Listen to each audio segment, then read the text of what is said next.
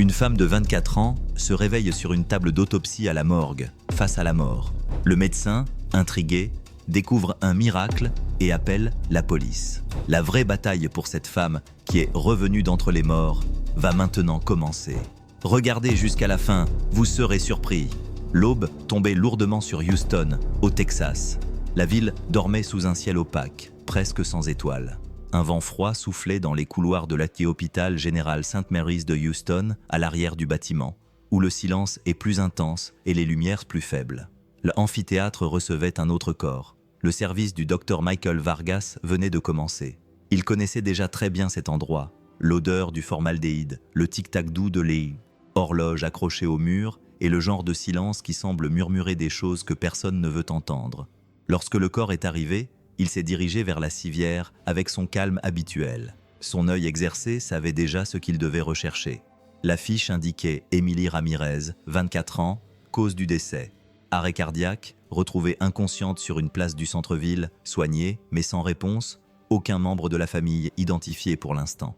Michael vérifia soigneusement les informations, puis regarda le corps. Elle était jeune, jolie. Son visage était paisible, presque comme si elle dormait. Le drap la couvrait jusqu'à la poitrine. Il prit une profonde inspiration et souleva délicatement le tissu, dévoilant sa peau pâle. La pièce était froide, mais lorsqu'il toucha sa peau, quelque chose fit hésiter le médecin. Il fronça les sourcils. La peau n'était pas aussi froide qu'elle aurait dû l'être. C'était bizarre, mais il secoua la tête pour chasser cette pensée. « C'est juste moi », marmonna-t-il. Peut-être que le froid de la pièce n'était pas encore suffisant. Peut-être était-il fatigué, marmonna-t-il.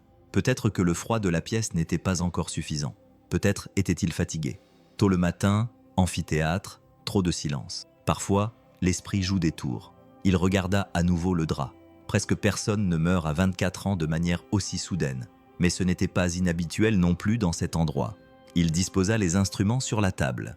Il prit le bistouri fermement, comme il le faisait toujours, mais avant de faire la première incision, il décida de regarder à nouveau son visage.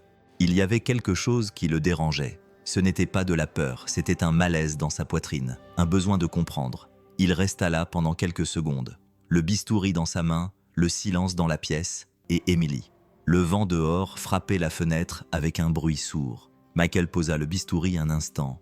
Il voulait vérifier à nouveau. Il tendit prudemment la main et toucha le bras d'Émilie avec 2 doigts juste en dessous de son épaule. La sensation fut immédiate. Un léger frisson parcourut son propre bras. Sa peau n'était pas comme celle des autres, elle n'était pas assez froide. Il fronça les sourcils, serra un peu, puis fit glisser ses doigts sur sa peau pâle, essayant de mieux sentir. Ce n'était pas de la chaleur du tout, mais ce n'était pas non plus ce froid profond et glacial qu'il connaissait.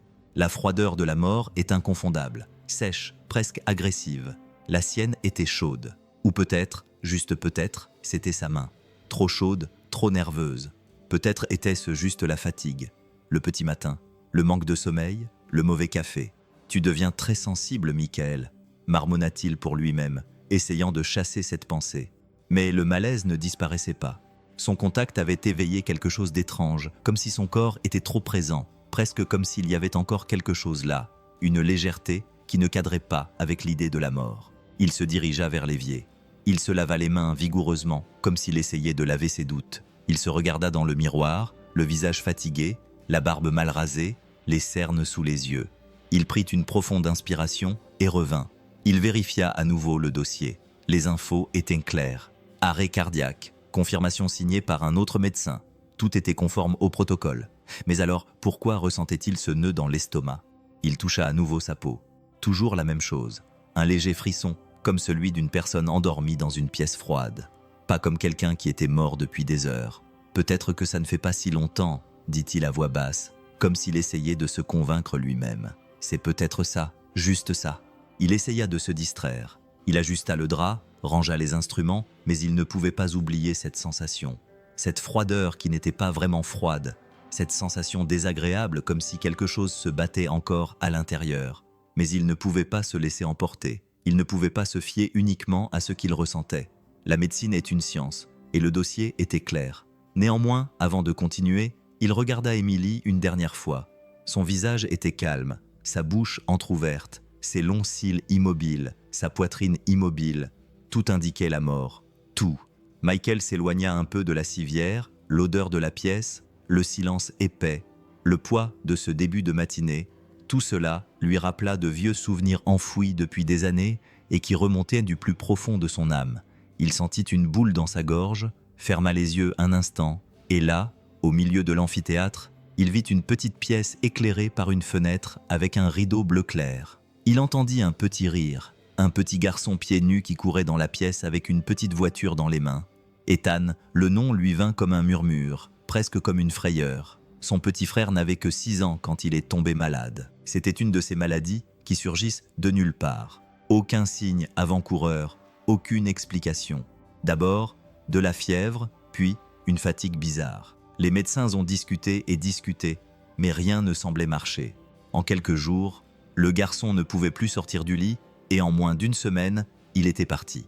Michael se souvenait encore du bruit du moniteur qui s'éteignait, du cri de sa mère, du vide qui régnait dans la maison et surtout, il se souvenait de son propre visage regardant le petit corps de son frère, si petit, allongé là, froid, immobile, dans le même genre de pièce où il travaillait maintenant, dans la même position, dans le même silence. Il ferma les yeux, regarda Emily. Pendant un instant, son visage se confondit avec celui d'Ethan. C'était fou, bien sûr, mais le sentiment était le même. Cette impression de ne rien pouvoir faire, d'être toujours un pas derrière la mort.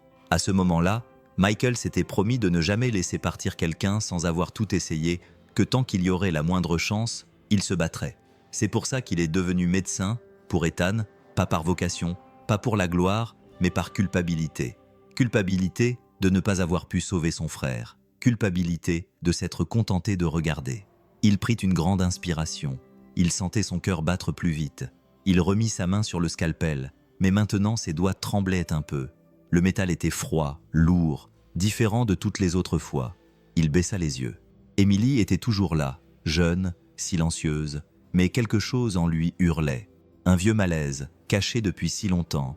La mort avait déjà pris Ethan. Elle avait déjà pris beaucoup d'autres. Était-ce possible? Serait-il juste d'accepter à nouveau sans rien dire? L'image de son petit frère lui revint avec force. Ses petits yeux fermés, son visage maigre, son corps si léger dans les bras de son père. Un souvenir qui ne disparaissait jamais complètement. Kael passa sa main sur son visage, essayant de sécher ses yeux. Le rapport disait qu'Emily était morte, mais le souvenir de Ethan disait le contraire. Il lui disait de ne pas répéter la même erreur. Non, cette fois, il prit une profonde inspiration, essayant de se vider l'esprit. La lumière dans la pièce était blanche et crue. Le bruit de la climatisation vrombissait doucement au plafond. Dehors, tout était endormi. À l'intérieur, tout aurait dû être silencieux. Mais quelque chose ne l'était pas. C'est à ce moment-là, à la seconde même où le bistouri était en l'air, qu'il le vit. Un petit mouvement presque invisible, juste là, sur son cou, près de sa clavicule, comme un petit battement de cœur, ou un soupir si faible qu'il était inaudible.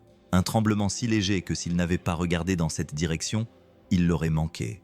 Il se figea, la main toujours en l'air, le bistouri immobile, retenant son souffle, regardant à nouveau, restant immobile pendant plusieurs secondes sans cligner des yeux. Qu'est-ce que c'était? Était-ce réel ou juste un spasme?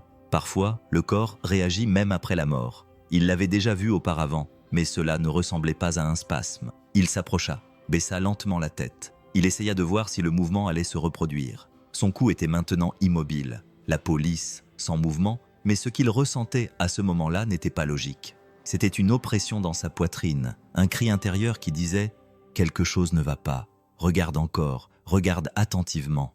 Il passa ses doigts sur son visage, nerveux, avalant sa salive. Cela l'affectait d'une manière étrange, comme si tout en lui voulait l'arrêter, comme si le temps s'était arrêté juste pour qu'il puisse comprendre qu'il y avait encore quelque chose là. Il s'approcha de son visage. Il regarda, essayant de trouver un autre signe. Rien, juste le silence de la pièce et le bruit de son propre cœur qui battait fort. Il fit un pas en arrière. Sa main tremblait. La lame ne touchait toujours pas sa peau et son doute était maintenant plus grand qu'avant. Avait-il vraiment vu ce qu'il pensait avoir vu, même si ce n'était que son imagination? Et si ce n'était pas le cas, cette entaille, la première, était toujours faite avec précision. Elle était définitive, elle ne pouvait pas être défaisable, elle ne pouvait pas être réparée après coup. C'était une ligne qui avait changé tout. Et à ce moment-là, les yeux fixés sur cette tache sur son cou, Michael comprit. Quelque chose en lui l'empêchait de le faire. Le bistouri était toujours en l'air, mais la coupure n'eut pas lieu. Une partie de lui disait « Ce n'est qu'un reflet, ça arrive ». L'autre partie criait avec la voix du passé, avec la voix d'Ethan. « Écoute attentivement », dit-il en se penchant lentement vers Emily. Ses yeux étaient alertes, son visage sérieux. Il posa son oreille sur sa poitrine, la touchant avec précaution, comme s'il voulait entendre un tout petit secret. Rien, juste le silence. Le bruit de son propre cœur battant fort dans sa poitrine le troubla. Il retint son souffle pendant un moment. Il essaya d'écouter à nouveau. Il ferma les yeux très fort et rien. Le vide était total. Il se leva lentement, frustré, mais toujours avec ce malaise dans la poitrine. Il porta sa main à son visage, pensa à abandonner, mais fit d'abord une dernière tentative. Il a enlevé ses gants, a tendu les doigts et a touché doucement ses narines, qui ne bougeaient pas, ne respiraient pas. La mort disait que c'était certain. La science disait que c'était la fin. Mais son cœur, ce vieux cœur blessé, plein de souvenirs, disait que ce n'était pas encore le moment. Le visage d'Ethan était réapparu dans son esprit, le même regard silencieux, le même silence, le même désarroi. Mais maintenant, il avait une opportunité, une dernière chance. Il courut vers le petit placard de la pièce, l'ouvrit avec force et en sortit le stéthoscope. Ses mains tremblaient, ses doigts faillirent laisser tomber l'appareil. Il mit rapidement les écouteurs dans ses oreilles, avec crainte, avec foi. Il s'agenouilla à côté de la civière, posa la partie métallique sur la poitrine d'Emily et resta là à attendre 1 seconde, 2, 5. Puis un son si faible qu'il crut l'avoir imaginé, presque un murmure, mais il était bien là. Un battement de cœur, un son timide, lointain, mais vivant. Vraiment, non, murmura-t-il, la voix tremblante. Ce n'est pas possible. Il augmenta la pression sur l'appareil, il le confirma. C'était réel, c'était faible, irrégulier, mais c'était la vie. À l'intérieur d'un corps déjà considéré comme mort, la vie continuait de se battre en silence. Le bistouri glissa de sa main et tomba sur le sol avec un bruit métallique qui résonna dans toute la pièce. Il bondit, quelqu'un cria, la gorge en feu. Au secours, elle a un pouls. Il courut dans le couloir. Il poussa la porte avec force sans se soucier du bruit, sans penser aux règles. « Elle est en vie !»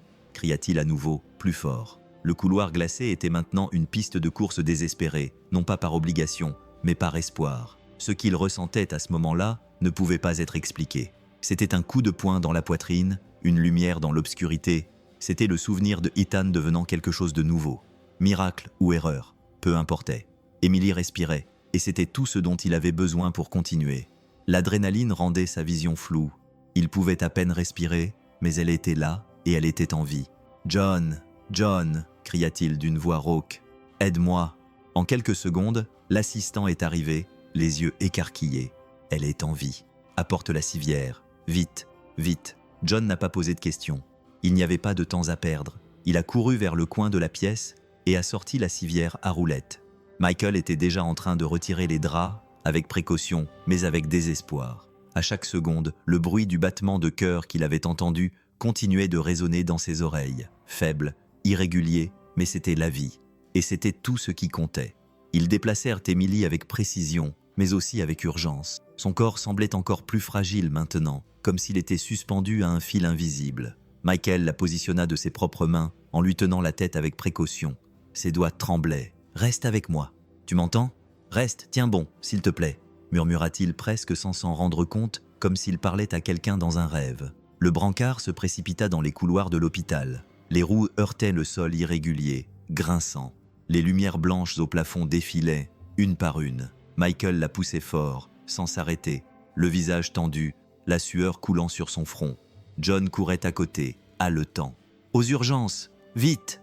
cria Michael aux infirmières qui traversaient le couloir. « Elle est vivante, elle est vivante !» Le bruit de ses propres pas se mêlait au bruit des roues et à sa respiration haletante. L'hôpital était encore endormi, mais ce moment réveilla tout le monde. Chaque seconde semblait durer 1 minute. Chaque battement de son cœur était comme un compte à rebours. Michael se pencha sur Emily pendant qu'il courait. Il s'approcha de son visage. Ses yeux étaient toujours fermés, sa peau pâle. « Tiens bon, ne me quitte pas maintenant », dit-il doucement, comme s'il parlait à son frère de là-bas, comme si le temps avait tourné en arrière et qu'il avait une seconde chance. « Tu es toujours là ? Je sais que tu es là, et je vais te sortir de là, même si je dois te porter jusqu'au bout. » Et puis, il courut plus vite, comme s'il pouvait faire avancer le temps avec ses propres jambes, car à ce moment-là, la seule chose qui comptait au monde était de ne pas laisser la vie s'échapper à nouveau. La porte des urgences s'ouvrit brusquement. Michael poussa le brancard avec beaucoup d'énergie, le visage rouge et en sueur, mais le regard fixe. Il y avait des médecins de garde, des infirmières, des moniteurs qui bipaient, des patients sur des brancards, mais à ce moment-là, seule Émilie existait. Elle est en vie, son cœur bat, faiblement, mais elle est là. « Allez !» cria-t-il, sa voix fendant l'air comme une sirène. 2 infirmières accoururent. L'un des médecins qui se trouvait là se retourna avec surprise. Michael répétait sans cesse « Son cœur bat. Elle a un pouls. » Comme si le dire pouvait l'empêcher de disparaître, comme s'il pouvait capturer sa vie avec des mots. Ils ont mis Émilie sur une autre civière, plus haute, ont connecté les fils à ses bras et à sa poitrine, ont allumé les moniteurs, puis le son. Un bip timide, lent, mais réel. Bip. Pause. Bip. « Il est de là, murmura Michael les yeux rivés sur l'écran. « Continuez, s'il vous plaît. » L'un des médecins acquiesça. Irrégulier, mais il bat. Elle ne respire pas. Intubons-la maintenant. L'équipe a bossé rapidement. Un tube a été mis en place avec précision. L'oxygène a été réglé. Les moniteurs montaient et descendaient comme un étrange signe d'espoir. Le VIP battait un peu plus vite maintenant, toujours faible, toujours instable, mais Michael a fait un pas en arrière, a senti ses jambes fléchir, s'est appuyé contre le mur froid de la salle des urgences et a pris une grande inspiration. Il était en vie. Le son qu'il entendait maintenant était tout. Un bruit simple, répétitif, mécanique, mais pour lui, c'était le plus beau son qu'il ait entendu depuis son enfance. Bip, bip, bip. Il la regarda allongée là, les yeux fermés, le visage sans couleur, mais la poitrine bougeant, pas encore de manière autonome. C'était le respirateur qui faisait le travail, mais la machine ne fonctionne que lorsqu'il y a quelque chose à soutenir. Il s'approcha prudemment, tira une chaise, s'assit à côté du lit et lui prit doucement la main. Ses doigts s'étaient froids, mais ils avaient désormais un but, non plus comme une fin, mais comme un chemin. « Tu ne sais pas qui je suis, » dit-il doucement, « mais je te jure que je ne vais nulle part. » Ses yeux étaient remplis de larmes et il ne clignait pas des paupières. Le son du moniteur semblait suivre le rythme de son cœur, un battement à la fois, une chance, un battement de cœur. Et dans cette pièce lumineuse entourée de machines, de tubes et de professionnels, une chose était sûre. Émilie était en vie contre toute attente, contre le temps, contre le silence. Elle était là, elle respirait. La salle des urgences était plus calme. Les moniteurs continuaient à émettre leurs bips lents et l'air semblait plus lourd, comme si le temps ralentissait. Émilie était toujours là, immobile, respirant à l'aide des machines, mais quelque chose dans l'atmosphère était déjà différent.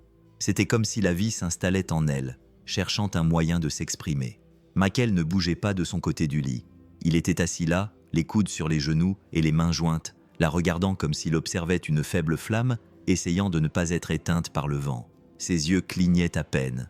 Parfois, il fixait simplement les fils, le tableau, la légère montée et descente de sa poitrine. Il parlait peu, mais quand il le faisait, c'était comme si qu'il essayait d'atteindre une partie d'elle qui pouvait encore l'entendre. « Tu t'en sors bien, tu m'entends ? Tu t'en sors bien. Encore un petit effort. » Le bruit des pas dans l'hôpital se faisait entendre au loin. Là-bas, dans cette petite chambre, le seul bruit était celui de la respiration artificielle et du cœur qui essayait de continuer à battre. Puis, sans prévenir, quelque chose a changé.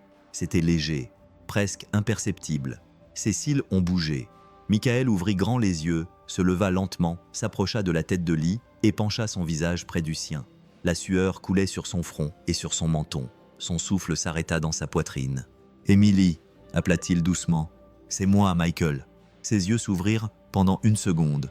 Pas complètement, juste un peu, mais assez pour qu'elle voie quelque chose. Elle cligna lentement des yeux. Elle semblait être dans un autre monde, un monde flou, plein de brouillard où tout était lent.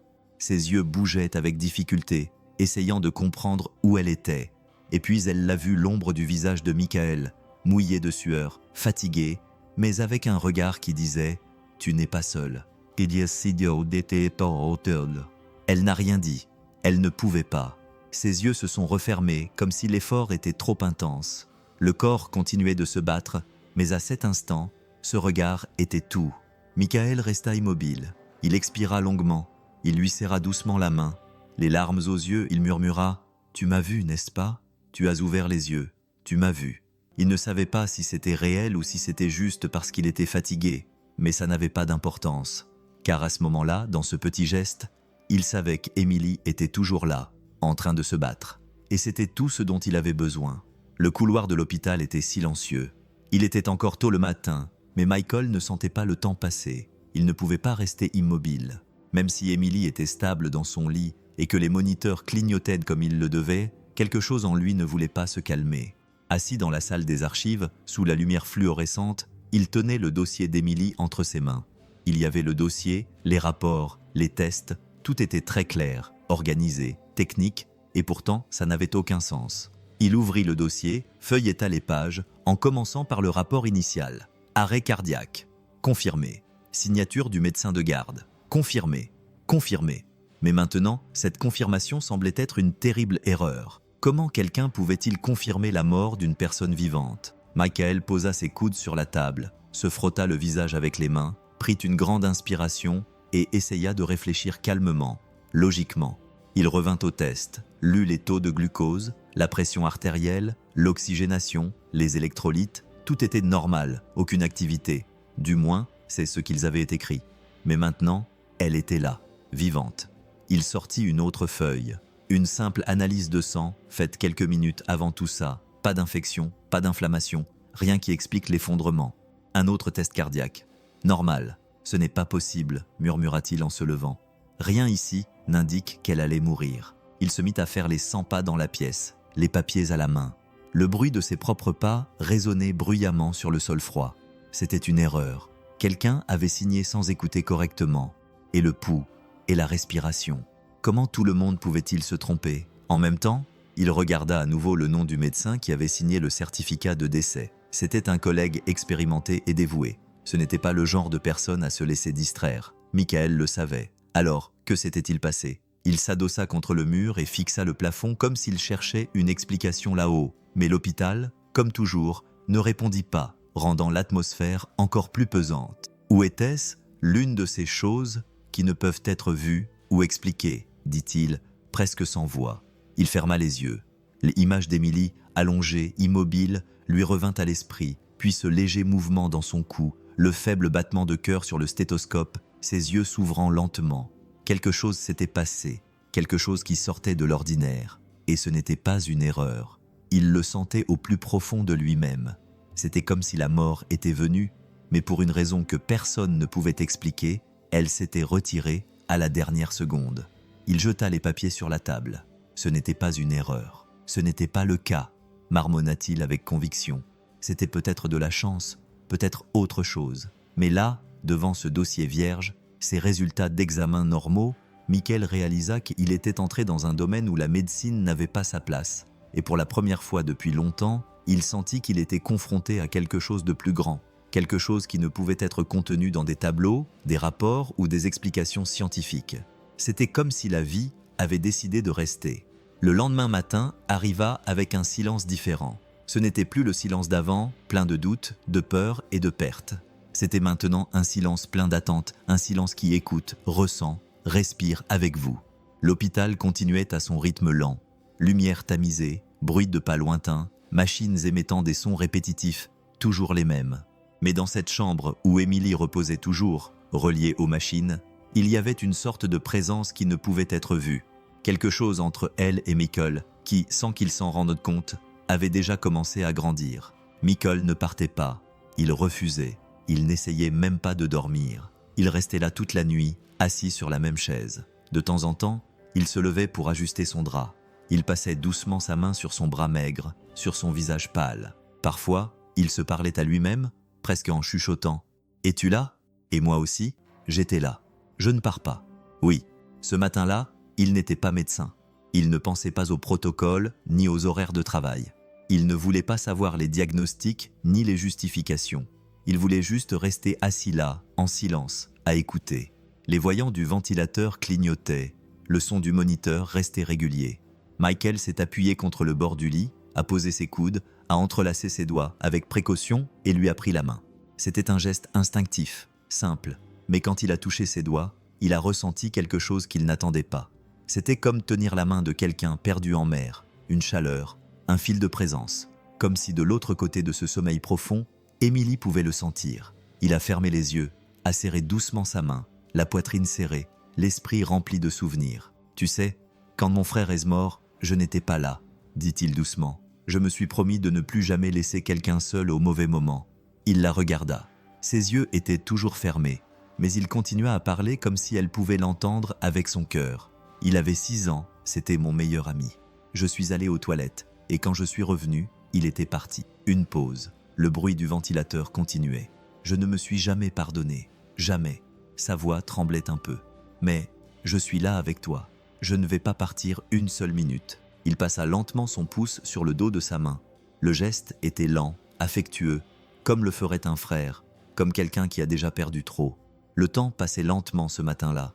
Il n'y avait pas d'urgence, il n'y avait pas de réponse, juste 2 mondes séparés par un fil très fin et sa main qui lui disait sans mots qu'elle n'était plus seule. Dans cette chambre froide, ce qui les unissait tous les deux n'était pas seulement un cas médical, c'était une vieille douleur, un chagrin non résolu, une seconde chance. Michael le savait, il le sentait dans tout son corps. Et là, la tête posée sur le matelas, les yeux lourds de fatigue et le cœur ouvert, il savait, il ne pouvait pas la laisser partir. Non, pas encore. Non, pas cette fois.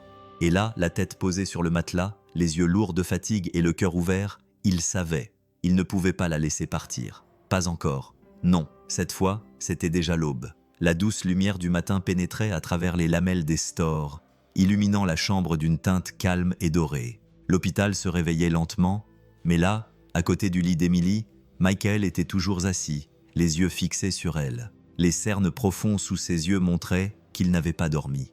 Son corps était fatigué, oui, mais son âme était éveillée, alerte. Et puis, soudain, dans un mouvement faible, presque timide, Emily bougea ses doigts, puis ses paupières, et ouvrit lentement les yeux.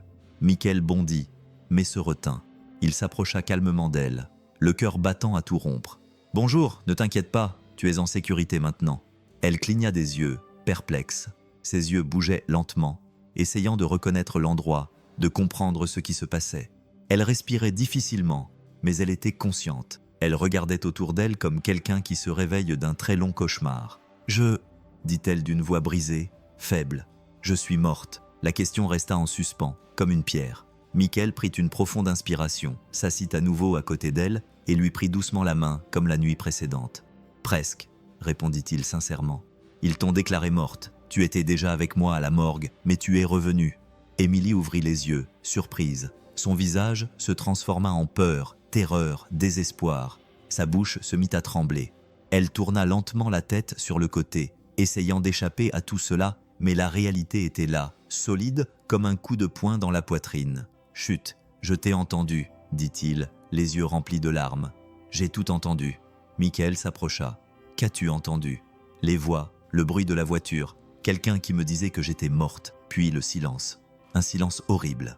J'ai essayé de crier, mais aucun son ne sortait. Mon corps ne bougeait plus. Je ne faisais que penser. Ils m'ont enterrée. Elle tourna son visage vers lui avec un regard effrayé, comme une petite fille qui demande de l'aide. Je pensais qu'il m'enterrait vivante. Les larmes commencèrent à couler. D'abord une, puis une autre, puis tout s'est effondré. Les pleurs ont éclaté, bruyants, bloqués, pleins de douleurs refoulées. Je ne sais pas ce qui s'est passé. Je suis juste tombé dans la rue. Je me souviens que tout est devenu noir. Puis est venue cette ombre, ce bruit de voix lointaine, et ensuite, juste la peur. Michael n'a rien dit. Il a juste serré sa main plus fort. Ses yeux étaient humides eux aussi, mais il restait debout, présent. « Tu es là maintenant, » dit-il à voix basse. « Tu ne vas plus traverser cela seul. » Emily le regarda avec un mélange de gratitude et de confusion. Sa voix était brisée mais sincère. « Tu m'as sauvé. » Gardi Essio. Michael hésita. Il baissa les yeux. « Non, c'est toi qui n'as pas abandonné. Je t'ai juste écouté. » Et là, à ce moment précis, dans cet échange de regards et de silence, quelque chose est né entre eux. Un fil invisible de confiance, de reconnaissance, de vie retrouvée. Ses pleurs se sont progressivement calmés, toujours effrayés, toujours fragiles. Mais maintenant, elle n'était plus seule. Et ça signifiait tout pour elle. La pièce était plus calme. Maintenant, la lumière du matin touchait les draps blancs et rendait l'atmosphère moins froide. Emily fixait le plafond, le visage fatigué, les yeux enfoncés, comme quelqu'un qui porte plus que son corps ne peut supporter. Michael restait à ses côtés, sans se presser, sans poser de questions. Il connaissait la valeur du silence. Il savait que parfois, C'est le silence qui ouvre les bonnes portes. Puis, d'une voix faible, Émilie se mit à parler. « Avant, je jouais du violon dans la rue, dit-elle, presque comme si cela n'avait aucune importance. Je jouais devant un café du centre-ville. Les gens passaient. Certains laissaient des pièces, d'autres ne me voyaient même pas. » Elle fit une brève pause. Elle prit une profonde inspiration. Elle jouait les yeux fermés, parfois pour faire semblant de ne voir personne. D'autres fois, parce que c'était le seul moyen d'oublier qu'elle était là. Michael resta silencieux. Il se contenta d'écouter. Elle n'avait personne, personne de vrai. Elle tourna lentement son visage vers lui. « J'ai été mise à la porte de chez moi quand je suis tombée enceinte. J'avais 18 ans. Ma mère a dit que je détruisais la famille. Sa respiration devint plus lourde. Sa voix se brisa entre deux phrases, mais elle continua. Le père était mon cousin. J'étais innocente. Il m'a forcée. Au début, je n'en ai parlé à personne parce que je pensais que c'était ma faute. Quand j'ai finalement parlé, je m'attendais à recevoir de l'aide, du soutien, mais ils ont dit que j'avais tout inventé, que je voulais attirer l'attention, qu'ils ne feraient jamais ça, que je l'avais provoqué. » Elle a regardé à nouveau le plafond, les yeux brillants. Ils ont dit que j'étais sale, que je mentais, et ma mère m'a dit que si j'allais voir la police, elle ne me parlerait plus jamais. Les larmes sont revenues sans qu'elle pleure fort, juste son visage mouillé. Michael lui a serré doucement la main. « Puis je suis partie, a-t-elle dit en s'essuyant les yeux avec le drap. Je ne suis jamais revenue et je n'en ai jamais parlé à personne. Juste moi et mon fils, seul. Aujourd'hui, j'ai dû choisir entre manger ou acheter de nouvelles cordes pour le violon. Il y avait des jours où la musique était tout ce qui me restait. » Elle ferma les yeux. Elle resta ainsi pendant un moment, puis les rouvrit lentement, comme quelqu'un qui est fatigué de se souvenir mais qui sait qu'il doit le faire. Elle jouait parce que c'était la seule chose qui avait du sens. Lorsque les notes sortaient du violon, elle sentait qu'elle existait. Même si ce n'était que pour quelques minutes, elle n'était plus la femme sur le banc. Mais à ce moment-là, elle était vivante. Michael a pris une profonde inspiration, les yeux remplis de larmes. Ce qu'il ressentait à ce moment-là ne pouvait être exprimé par des mots. C'était de la douleur pour elle, mais aussi du respect, un profond respect pour cette femme qui, bien que blessée, était toujours debout, bien qu'invisible, n'avait pas abandonné. Et même si personne n'était là, elle avait continué à jouer. Et maintenant, allongée là, si fragile, elle continuait à se battre pour exister. Émilie s'est restée silencieuse pendant quelques instants après avoir raconté son histoire. La pièce semblait plus lourde, comme si chaque souvenir avait laissé quelque chose dans l'air. Mais même avec tout ce qu'elle portait, il y avait quelque chose dans ses yeux maintenant, une petite étincelle cachée mais forte. Elle tourna lentement son visage, regarda Michael et dit doucement « Mon fils s'appelle Ethan ». Le mot resta suspendu dans l'air comme si le temps s'était arrêté. Michael ne répondit pas. Il en était incapable. C'était comme si quelqu'un lui avait coupé le souffle, comme si un souvenir l'avait soudainement frappé de plein fouet. Ses yeux se figèrent, ses mains devinrent froides, et le nom résonna en lui avec une intensité qu'aucun autre nom n'avait jamais eue.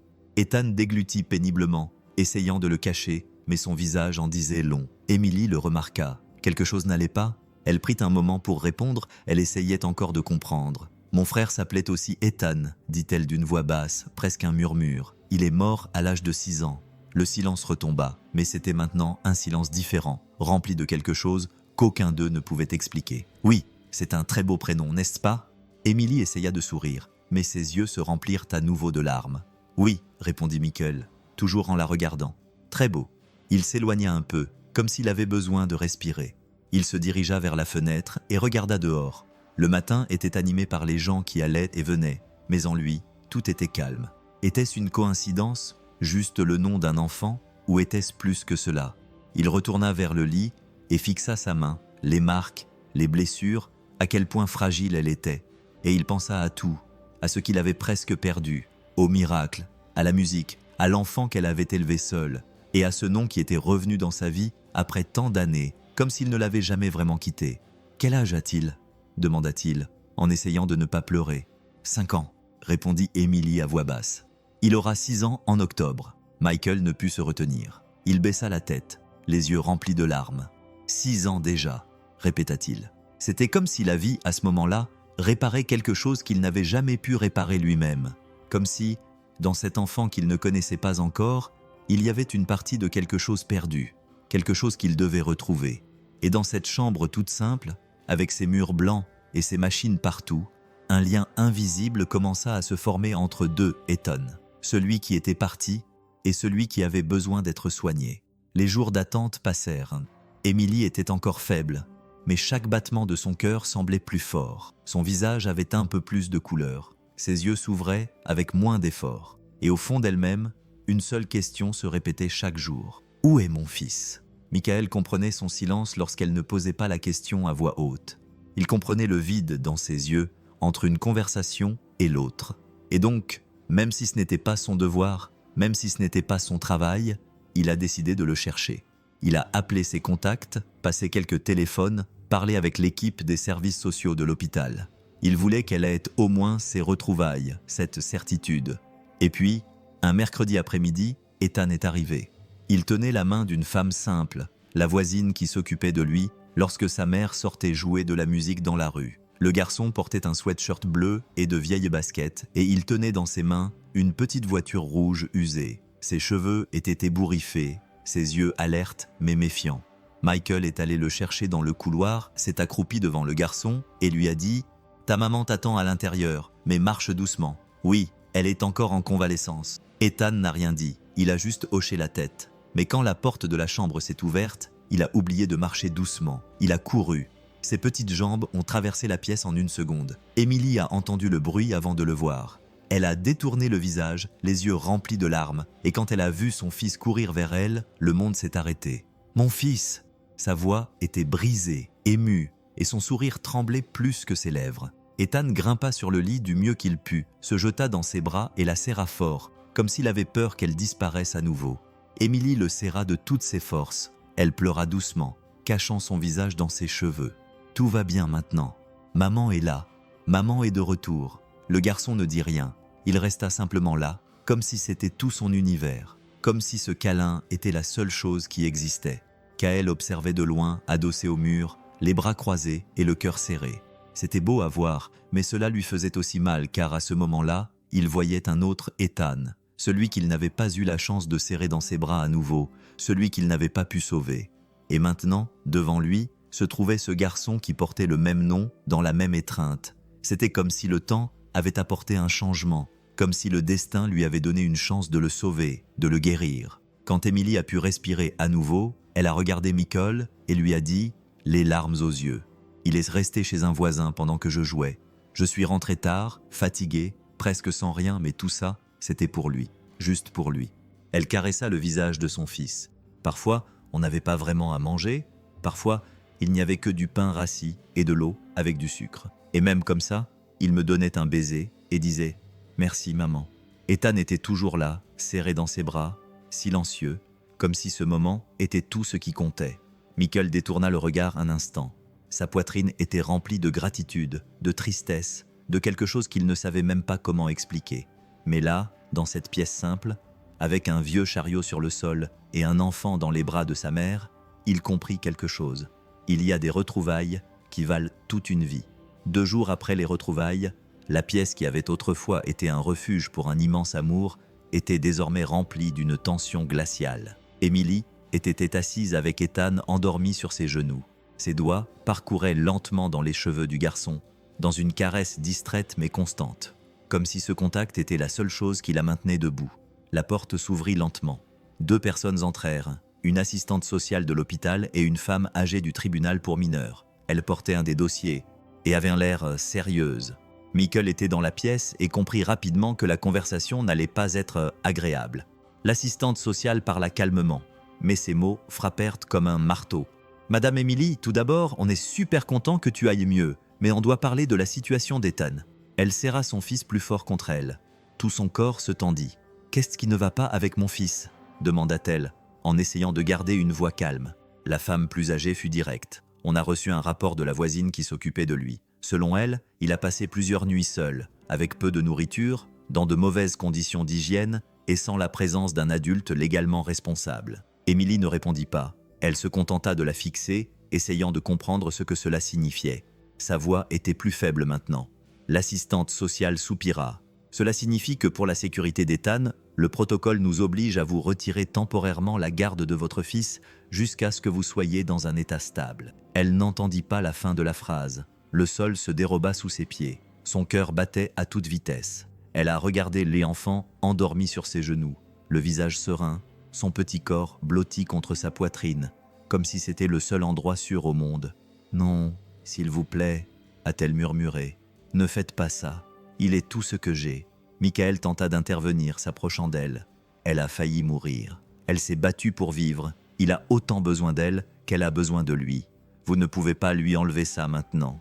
La femme du tribunal resta ferme. On comprend, mais il y a un protocole et la situation financière de la mère est instable. Pas de revenus, pas de logement à elle, pas de soutien familial. Émilie tremblait. Le désespoir monta rapidement, comme une panique qui remontait de son estomac à sa gorge. « Regardez-moi », dit-elle, les larmes aux yeux, en regardant l'assistante sociale. « J'ai tout fait pour lui, tout.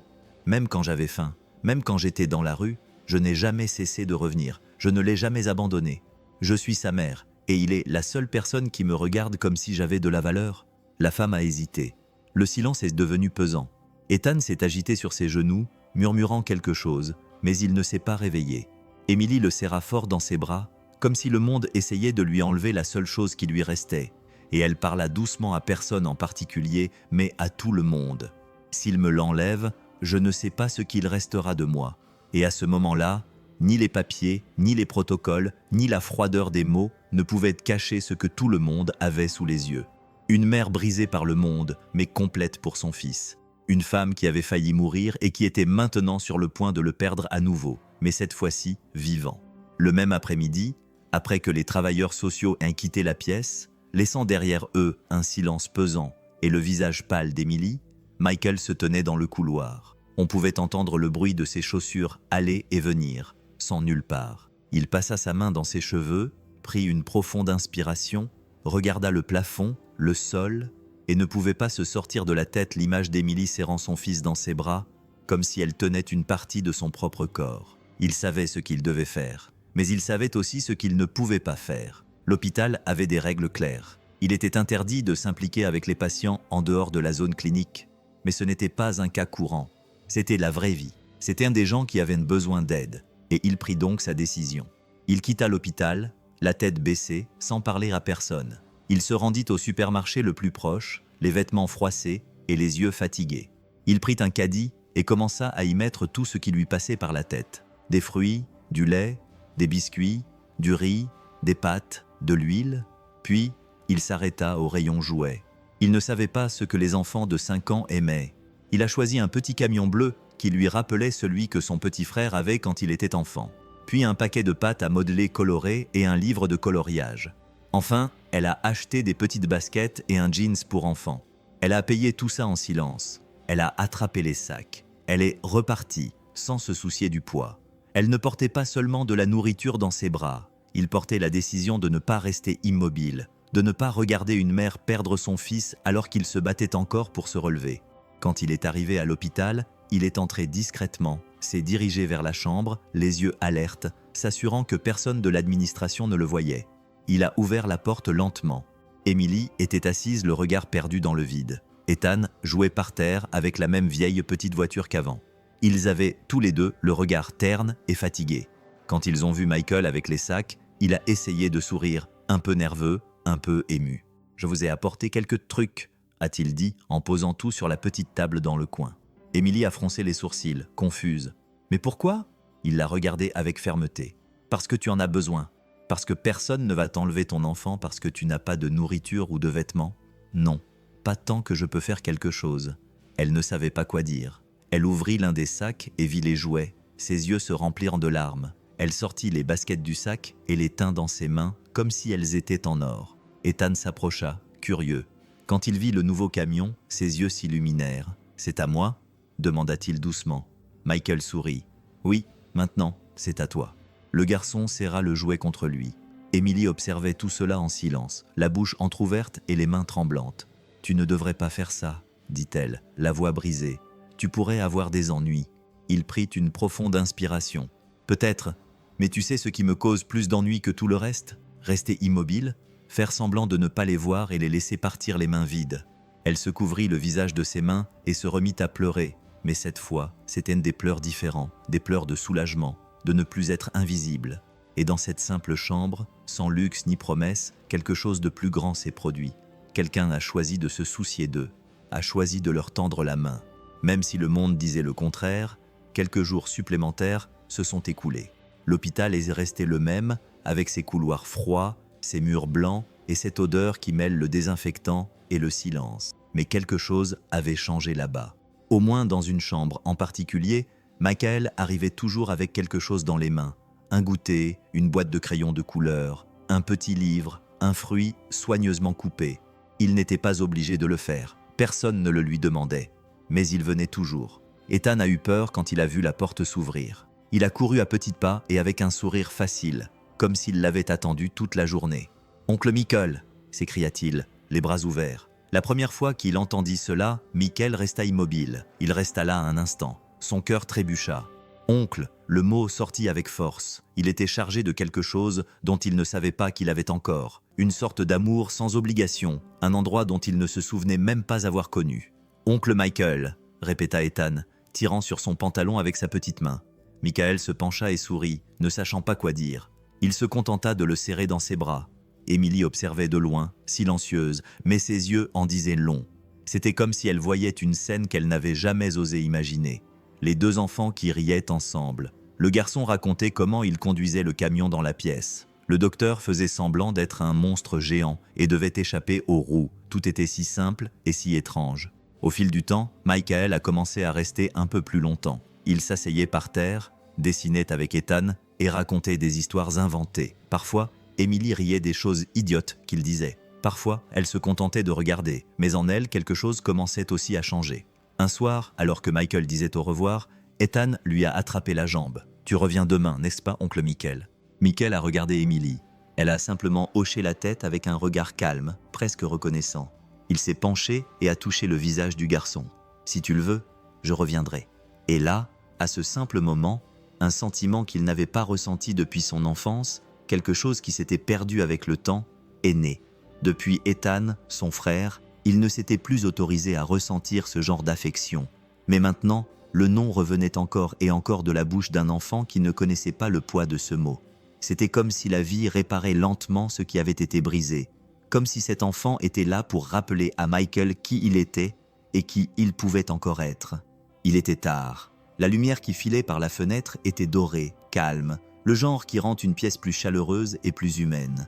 Émilie était assise sur le lit, les cheveux tirés en arrière et un regard curieux mais fatigué sur le visage. Ethan dormait dans un coin en serrant dans ses bras le petit camion bleu que Michael lui avait apporté quelques jours plus tôt. Michael était debout près de la fenêtre, regardant le ciel. Le silence entre eux était agréable, mais soudain, sa voix s'éleva doucement, comme un soupir. « Docteur, vous savez déjà ce que j'avais, n'est-ce pas ?» Michael se retourna lentement, sans répondre tout de suite. Elle prit une profonde inspiration, comme si elle réfléchissait à la meilleure façon de le dire sans le blesser. « Vous voulez vraiment le savoir ?» Elle hocha la tête. « Oui, je veux savoir. C'est juste que parfois je me mets à penser « et si c'était une erreur ? Et si j'étais morte ? Ou je ne sais pas. » Il tira une chaise, s'assit à côté du lit et passa la main dans ses cheveux en silence pendant quelques secondes. On a refait tous les tests. Et oui, je sais ce que c'était. Mais il la regarda honnêtement dans les yeux.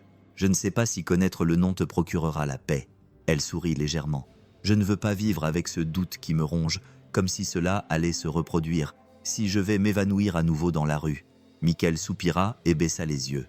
C'était une maladie rare, très rare, une réaction de ton corps qui a trompé même les machines. Ton cœur a ralenti tellement et pendant si longtemps qu'on aurait dit que c'était la fin, mais ce n'était pas le cas. Pas pour toi. Elle a froncé les sourcils. Alors, ils m'ont laissée pour morte, vivante. Oui, dit-il fermement. Ils t'ont amenée chez moi et j'ai failli faire la première incision, mais quelque chose m'en a empêché. Et comment appelles-tu ça ? Il hésita. Il sourit légèrement. Appelons ça de la chance ou peut-être un miracle. Que préfères-tu ? Émilie le regarda un instant. Ses yeux se remplirent de larmes. Un miracle, répondit-elle. Parce que si je dis que c'était de la chance, alors mon fils aurait pu se retrouver sans mère et je n'aurais peut-être pas pu revoir ce sourire. Ils restèrent silencieux. Michael lui serra doucement la main. L'important c'est que tu sois là, en vie, en bonne santé et plus forte qu'avant. Elle acquiesça, le visage calme, mais le cœur lourd à cause de tout ce qui s'était passé.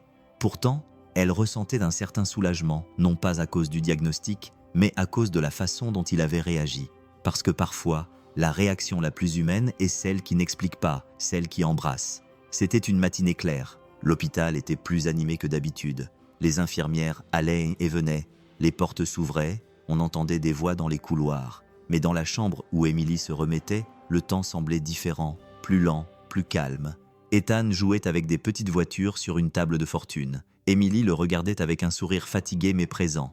Michael, comme toujours, était à proximité, vérifiant ses signes vitaux, écrivant dans le dossier, mais toujours avec son regard partagé entre le papier et l'enfant. Soudain, Ethan se leva et se dirigea vers la porte, comme s'il attendait quelqu'un.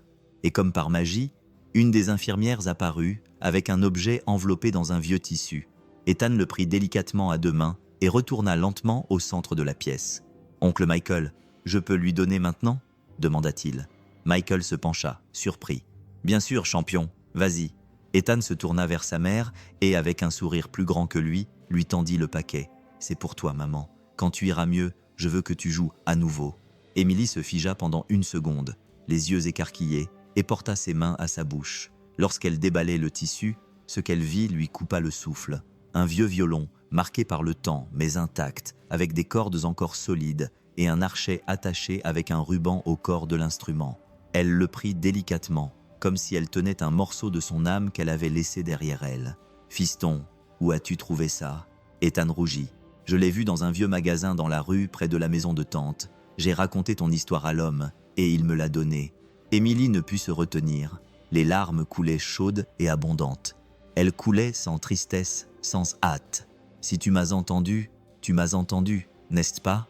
Même si je pensais que tu étais trop petit pour comprendre, tu m'as entendu. » Il passa sa main sur le violon comme s'il avait retrouvé une partie perdue de son corps. Il ferma les yeux, posa son menton sur l'instrument, tout comme il l'avait fait dans la rue. Dans le froid du petit matin, l'archet glissait sur les cordes avec un petit grincement.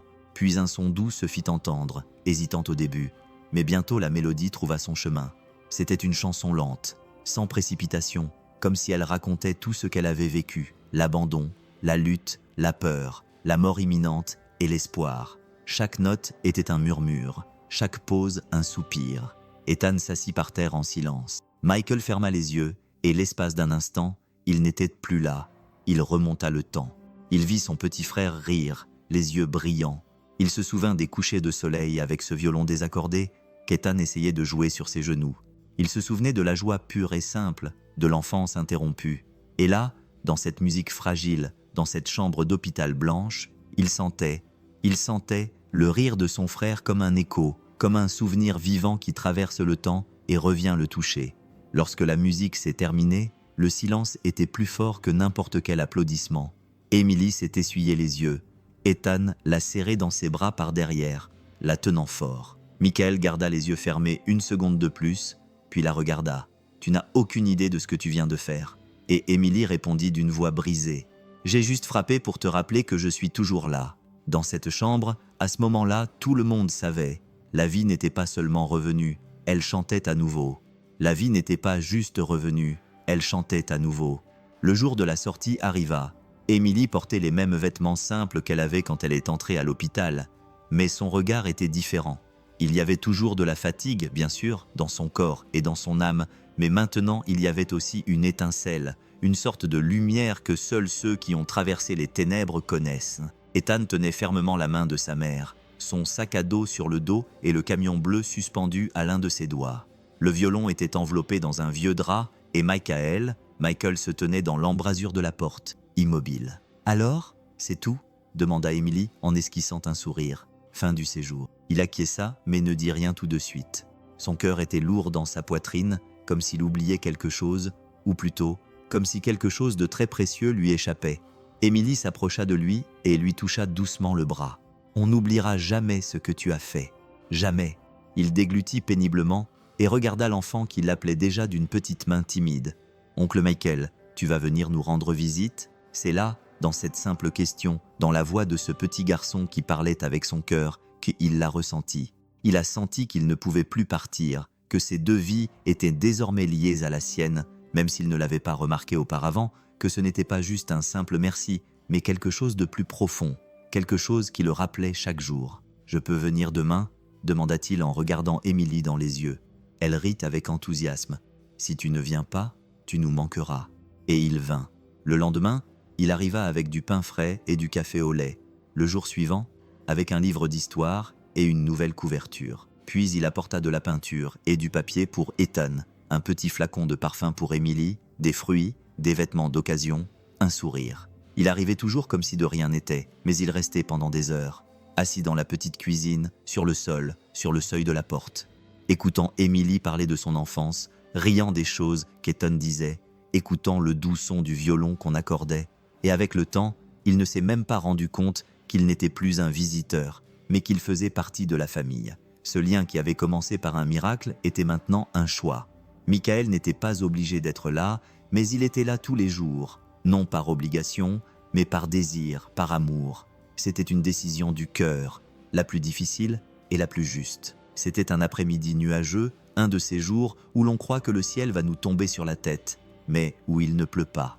L'air était lourd, et le silence de la maison n'était rompu que par le bruit des feuilles qui frappaient la fenêtre. Emily faisait la vaisselle lentement, pensivement, tandis qu'Ethan dessinait sur le sol du salon avec des crayons de couleur. Le violon était appuyé dans un coin, au repos. Michael n'était pas encore arrivé ce jour-là. Quand la sonnette a retenti, Emily a sursauté.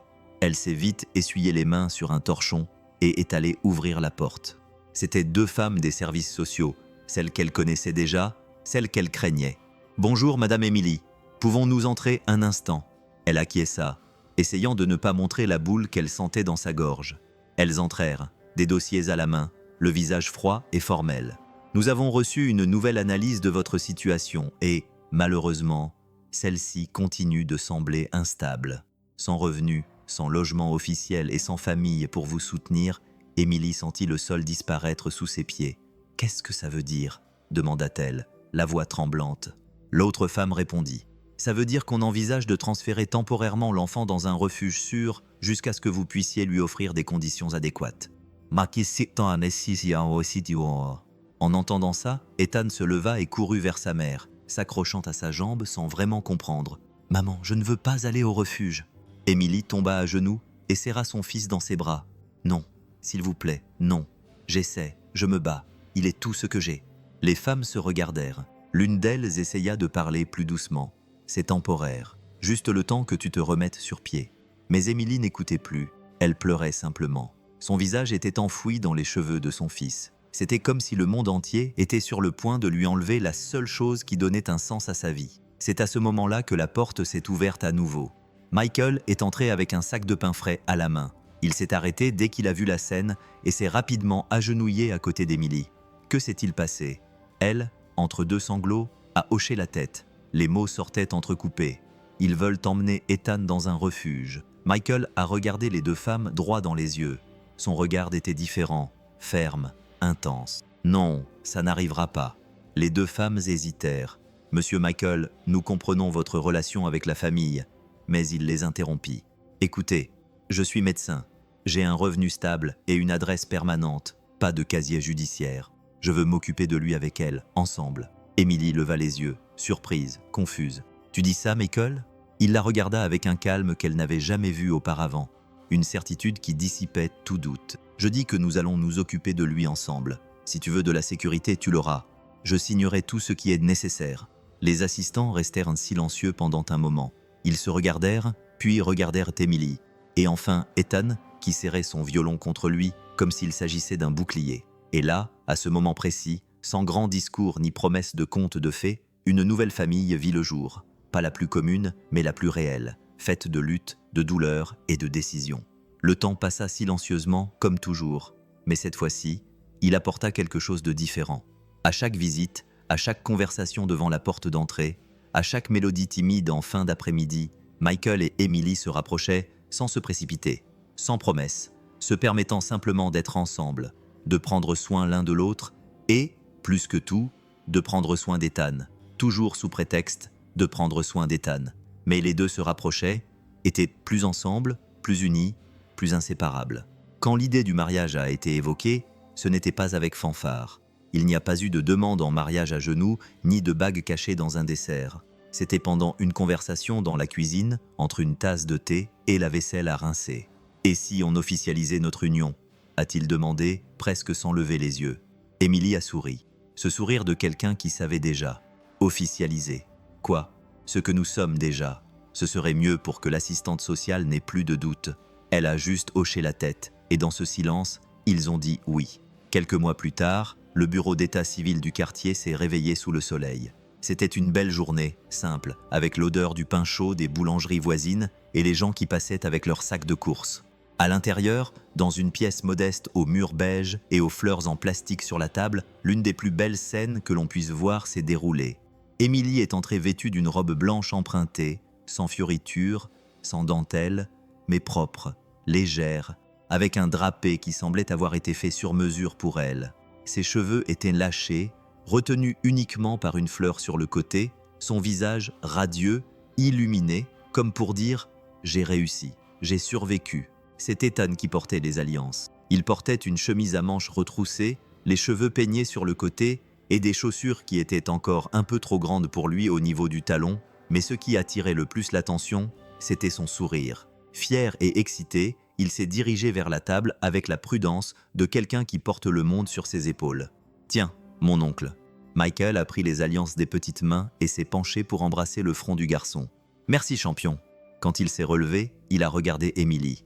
Les deux se sont regardés comme si le temps s'était arrêté. Ce n'était pas un amour fait de passion explosive, mais de guérison, de complicité, de chaleur. Le juge de paix prononça les mots officiels, mais personne ne prêta attention aux termes. Ce qui comptait vraiment, c'était le geste, le choix, le fait que deux personnes blessées s'étaient trouvées et avaient décidé de rester ensemble. Au moment de dire « oui », elle prit une profonde inspiration, les yeux remplis de larmes. « Oui », et il dit d'une voix basse mais ferme. « Oui ». Les applaudissements étaient discrets. Quelques applaudissements de la part d'amis dans la rangée des couples mariés, quelques employés de l'état civil. Mais pour eux, c'était comme si le monde entier s'était arrêté pour regarder ce moment. Dehors, Ethan courait sur le trottoir en portant les papiers pliés et son petit camion dans l'autre main. Et Émilie, le bras passé sous celui de Michael, dit doucement « Je n'aurais jamais imaginé aller aussi loin. »« Et regarde-nous maintenant », répondit-il en regardant devant lui. « Et maintenant, nous allons beaucoup plus loin. » Et ils sont partis. La maison était petite, la peinture s'écaillait d'un côté, le portail grinçait quand on l'ouvrait, et la clôture en bois était un peu de travers, mais il y avait là quelque chose que aucun autre endroit au monde n'avait. La paix, c'était près de l'hôpital. Michael pouvait y aller et revenir à pied. Ethan connaissait déjà le chemin entre l'école et la porte. Et Émilie. Émilie avait, pour la première fois depuis de nombreuses années, un endroit qu'elle pouvait considérer comme le sien, même s'il était loué, même si le toit fuyait quand il pleuvait. C'était sa maison. La cour était simple, avec un sol en terre battue et quelques plantes dans des pots de peinture. Il y avait un arbre maigre dans un coin qui fournissait quand même de l'ombre. Là, dans ce petit espace, tout un monde s'était formé. Ethan jouait tous les après-midi, courant dans tous les sens avec son camion bleu, dessinant sur le sol avec des bâtons, inventant des histoires à voix haute. Parfois, il parlait tout seul. Parfois, il parlait à son oncle Michael, même quand celui-ci n'était pas là. Quand Émilie avait fini ses tâches ménagères, elle allait sous l'arbre, s'asseyait sur un petit banc fait de 2 briques et d'une planche, posait son violon sur ses genoux, fermait les yeux un instant et jouait. La musique semblait différente maintenant. Elle était toujours douce, toujours triste par endroits, mais elle avait de la vie, elle avait de la couleur, elle avait cette joie qui vient après la tempête, comme si chaque note disait « Nous avons survécu ».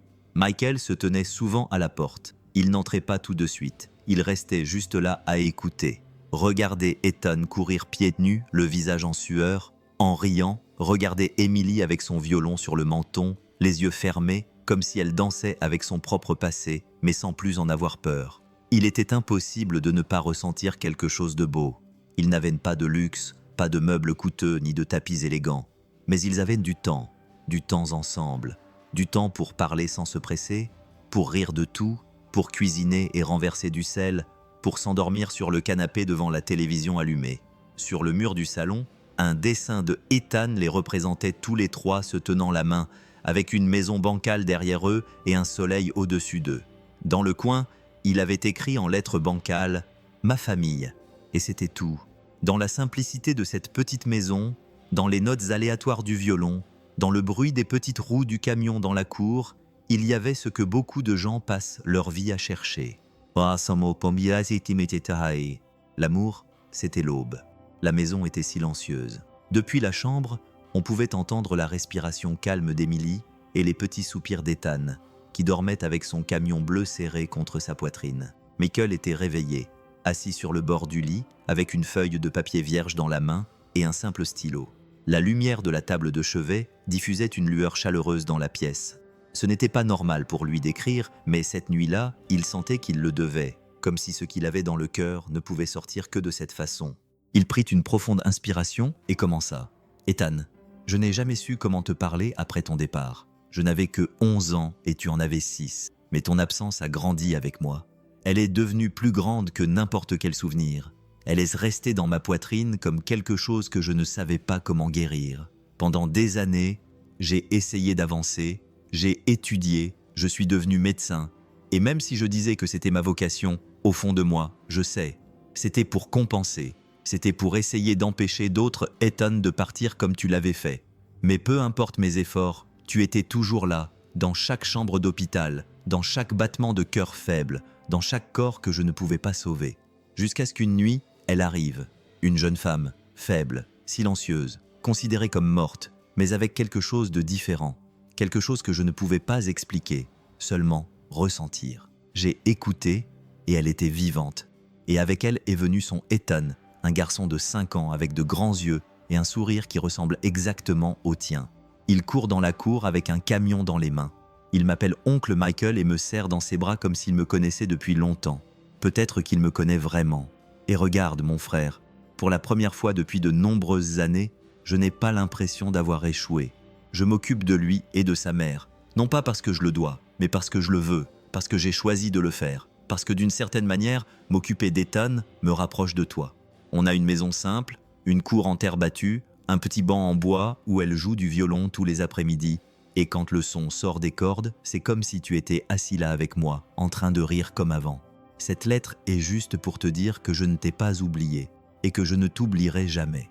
Mais maintenant, je peux sourire quand je pense à toi, car aujourd'hui, un autre Ethan dort à côté de moi et il est en sécurité. Je t'aime très fort, mon frère, avec tout mon amour. Michael finit d'écrire, les larmes aux yeux. Il plia soigneusement le papier, le mit dans une enveloppe et, sans dire un mot, ouvrit le tiroir du bureau et le rangea. Il le laissa là, à côté d'une vieille photo, la seule qu'il avait d'eux deux ensemble, enfants allongés dans l'herbe. Il éteignit la lumière et se coucha, le cœur en paix pour la première fois depuis longtemps. Le temps passa encore un peu, et avec lui, la douleur se transforma en quelque chose de plus grand. Un but. Émilie, désormais plus forte, le regard calme et le corps plus ferme, prit le violon entre ses mains et décida qu'elle ne jouerait plus uniquement pour elle-même. La musique qui avait autrefois été son refuge, qui l'avait accompagnée pendant les nuits froides, qui lui avait murmuré de l'espoir quand tout semblait perdu, allait désormais devenir un pont. Un pont entre elle et d'autres enfants qui, comme elle, avaient autrefois eu l'impression de n'avoir personne. C'est Michael qui a trouvé l'espace. Une petite pièce à l'arrière d'un centre communautaire près de l'hôpital, simple, avec une table cassée, 2 fenêtres sans vitres et des chaises en plastique. Mais quand Émilie est entrée pour la première fois avec son violon en bandoulière et Ethan à ses côtés, l'endroit s'est animé. Les premiers cours étaient timides. 3 enfants, tous avec le même regard dans les yeux, le regard de quelqu'un qui a vu trop de choses pour son âge. Mais petit à petit, la magie a opéré.